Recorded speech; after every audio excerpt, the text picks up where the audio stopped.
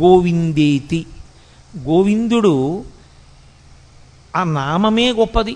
ఎందుచేత అంటే భగవంతునికి మిగిలినటువంటి పేర్లు ఏమున్నాయో అవన్నీ బిరుదునామాలుగా వచ్చాయి.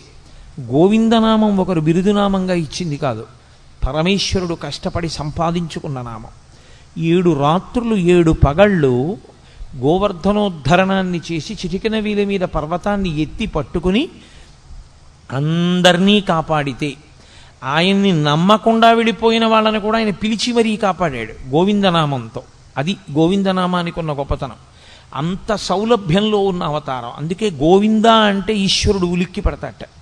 కారణం ఏమిటంటే, నేను ఆ నామాన్ని సంపాదించుకున్నది నేనే కష్టపడి 7 రాత్రులు 7 పవళ్ళు పర్వతాన్ని ఎత్తి పట్టుకుని నన్ను నమ్మకుండా పక్కకి వెళ్ళిపోయినటువంటి వాళ్ళని కూడా పిలిచి, బాలుండీతడు కొండదొడ్డది మహాభారంబు సైరింపగా దాలండో ఎనిదీని కింద నిలువంచింతింపగా బోలది శైలాంబోనిధి జంతు సంయుత ధరాచక్రంబుపై పడ్డ నాకేలల్లాడదు బంధులార నిలుడి క్రిందన్ ప్రమోదంబునన్ అంటాడు.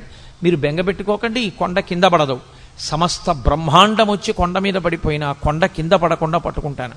కాబట్టి రండి రండి అని నమ్మకం లేని వాళ్ళని కూడా పిలిచి కొండ కింద నిలబెట్టి 7 రాత్రులు 7 పగళ్ళు మనుష్యులను ఆవులను దూడలను కాసినటువంటి కారణం చేత, కాపాడిన కారణం చేత పరమేశ్వరుడు సంపాదించుకున్నటువంటి నామము గోవిందనామము.